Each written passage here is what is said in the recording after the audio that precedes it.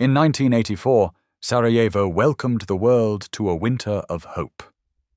8 years later, 13,000 troops trapped 500,000 civilians in that same city, turning Olympic boulevards into sniper alleys where 225 people died on a single street alone. How did celebration become calculated mortar? The answer lies in the very geography that once united Sarajevo, now weaponized against its own people. In February 1984, Sarajevo's streets echoed with cheers and Olympic anthems. Flags from 49 nations lined the boulevards. The bobsled track on Mount Trebevic and the ice rinks downtown stood as symbols of unity and international celebration.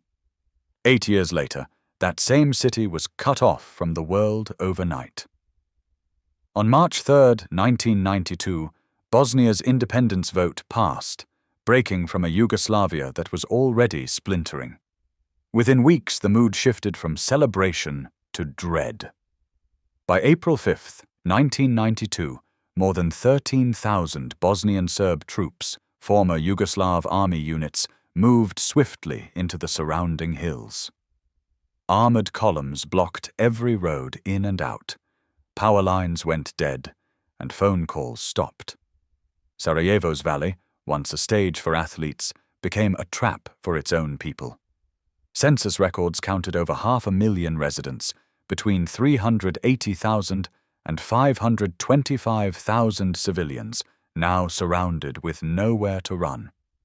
The city's geography, praised for its beauty during the Olympics, now meant every street and square was exposed to the guns above.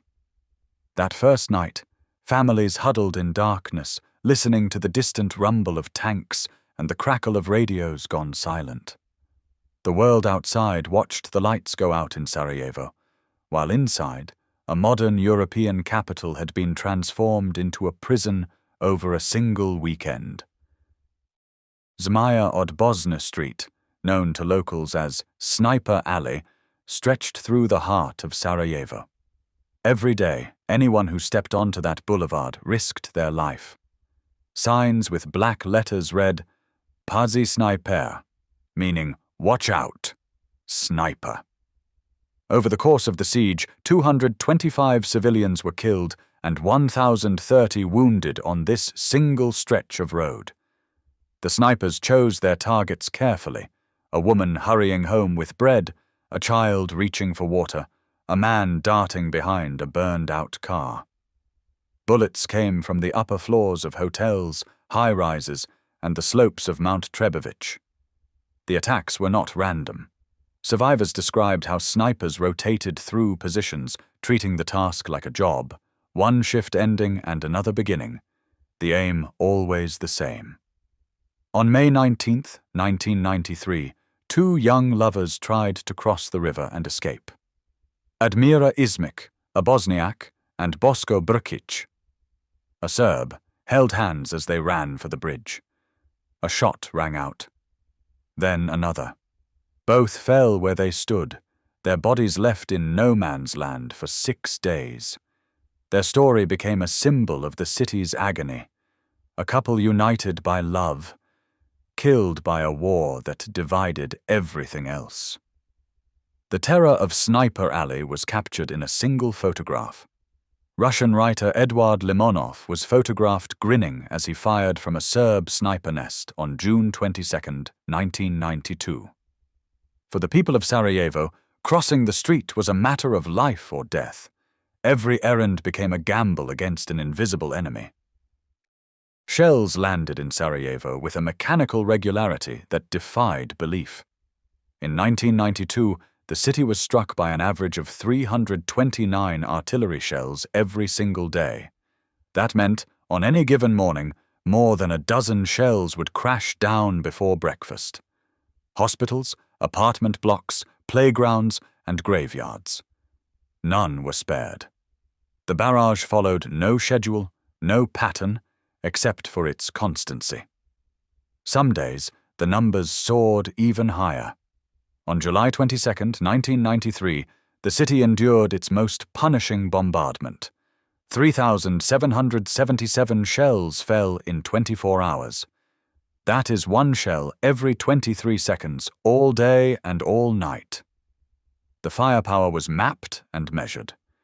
United Nations observers logged impact sites and counted shell craters, confirming the scale of the attack in official reports by 1994. The evidence left little doubt. The shelling was not random, nor was it the chaos of battle. It was systematic, designed to break the city's spirit and erase any sense of safety. The numbers became the grim rhythm of life. Children learned to count the seconds between explosions. Families marked days not by the calendar, but by the volume of fire. Over the course of the siege, more than 100,000 shells would fall, enough to scar nearly every building, enough to make even the act of breathing feel like a gamble. On February 5, 1994, the Calais market was packed with people buying bread when a single mortar shell exploded in the crowd. 68 were killed instantly. 142 more were wounded, their bodies tangled among scattered groceries and shattered stalls. Forensic teams found fragments of a 120mm mortar, confirming the strike came from the hills above. It was the deadliest single shelling of the siege, but not the only one. On May 27, 1992, 16 people died waiting in line on Vaz Miskaina Street, just trying to buy bread. That November, children playing soccer on a neighborhood field were hit by incoming shells. 3 killed, several more wounded. Even the act of mourning became dangerous. Funeral processions came under fire, graveyards filled faster than the city could dig new plots. The National Library, once a symbol of Sarajevo's culture, burned for 2 days after incendiary shells struck on August 25, 1992. 700 rare manuscripts and more than 1 million books were lost forever. Volunteers formed human chains to save what they could, but most of the collection turned to ash. For the city's youngest, war was the only world they knew. UNICEF counted between 65,000 and 80,000 children trapped inside Sarajevo. 40% were shot at by snipers. Over half saw someone killed. 19% witnessed a massacre. More than 1,500 children died before the siege ended. Among them was Nermin Divovic, age 9, shot while playing in front of his home. For Sarajevo's children, the statistics were not numbers. They were classmates, siblings and friends lost to a city under fire. Winter in Sarajevo brought a new kind of terror.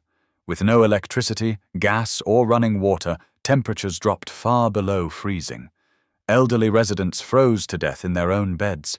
Families tore up floorboards and burned books just to keep warm for a single night.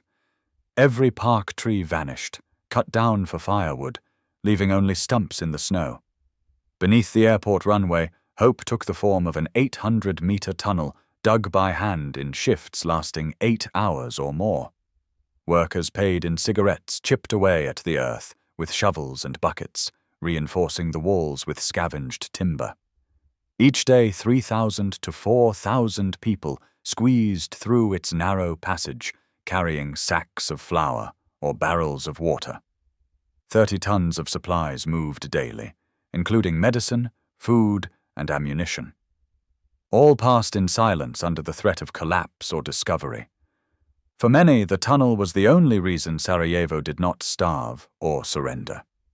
It became a lifeline, built out of desperation and kept open by the hands of ordinary citizens who refused to give up. In May 1993, the United Nations Security Council declared Sarajevo a safe area under Resolution 824. The blue helmets arrived, checkpoints multiplied, and the world's cameras caught the word protection stamped on official banners. Yet the city's reality did not change. Shells still rained down, an average of 329 each day, even after the safe area designation. United Nations convoys brought food and medicine, but the scale was staggering.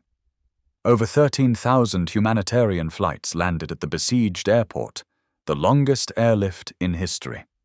Still, aid was rationed, delivery was erratic, and the shelling never paused for relief trucks.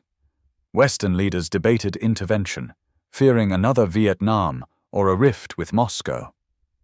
The illusion of safety shattered again on August 28, 1995, when a mortar shell exploded in the crowded Markeley market. 43 people were killed, 73 wounded. Most never saw the blast coming. Forensic teams traced the shell to Serb positions above the city. The massacre forced the world's hand. The promise of protection had become a paradox. The safe area was a killing ground, and Sarajevo's agony would finally force outside powers to act. Today, the scars of Sarajevo's siege remain visible. Over 200 Sarajevo roses mark where mortars shattered lives, demanding remembrance. As new conflicts test global resolve, the lesson is clear: civilian lives are never collateral. Justice delayed is complicity sustained.